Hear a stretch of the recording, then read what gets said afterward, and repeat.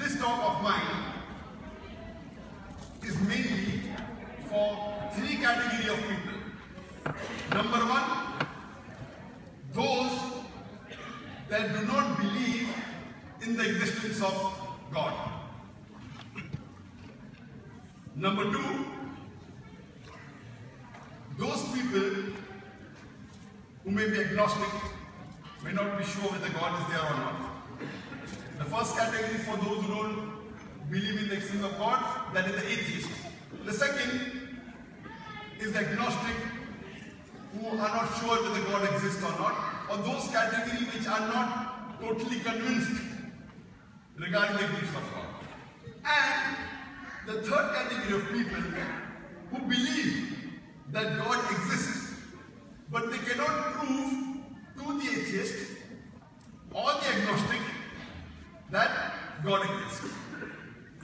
So this talk of mine is targeted to these three categories of people. Whenever I meet an atheist, the first thing I do is I congratulate him. You may be wondering, why is Zakir congratulating an atheist? The reason I congratulate an atheist is because he has said the first part of the Islamic Shahada, the Islamic creed, La ilaha, there is no God. To the other non-Muslims, first I have to prove that the God they are worshipping is a false God or a wrong God. These people who are atheists, they are doing blind belief. Most of the other human beings, they mostly do blind belief. He is a Christian because father is a Christian. He is a Jew because father is a Jew. He is a Hindu because father is a Hindu. Many Muslims are Muslim because their parents are Muslim. This atheist is thinking. He is thinking and he looks around him that the God that the people are worshipping, he doesn't agree and he does not believe in God. So half my work is done.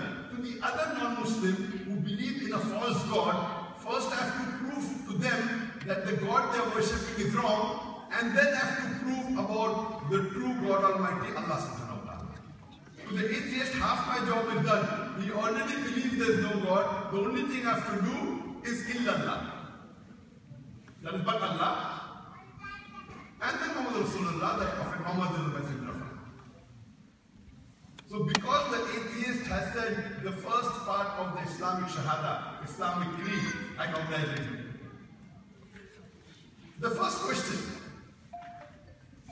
that I will ask the atheist is, what is the definition of God?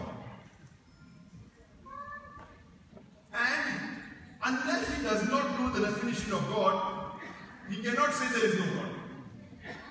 For anyone to say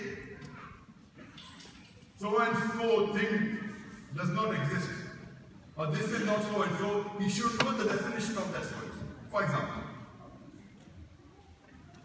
if I say this is a book, for anyone to say this is not a book, he should know the definition of book.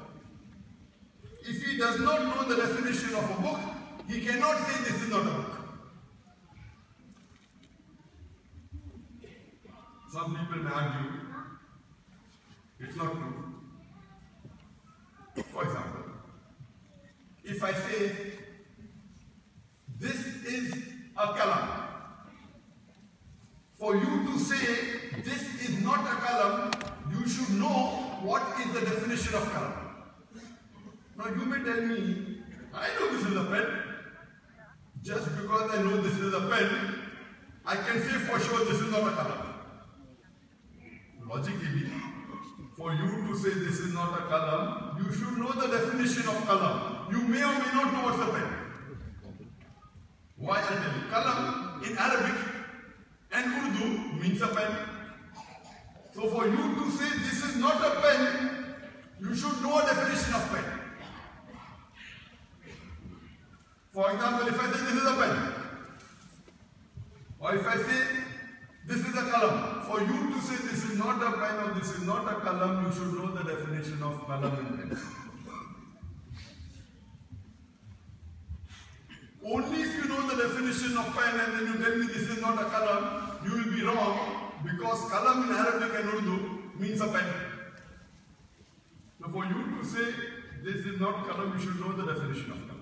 Similarly, for anyone to say this is not so and so, he should know the definition of so and so. If he says so and so does not exist, he should know what is the definition of so and so, otherwise he cannot say so and so does not exist. This is basic rule of logic. That's the reason. The first question that I will ask the atheist is, what is the definition of God? Now this atheist, when he sees around him that the other human beings, the God they are worshipping, that God requires to eat, the God requires to sleep, the God requires to rest. So what is the difference? Why should I believe in such a God who requires to eat, who requires to rest, who requires to sleep?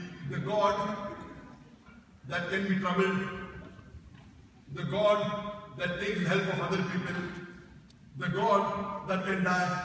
So this atheist does not believe in a God that requires other people's help, the God that can be troubled, the God that can come into a problem, the God that can die.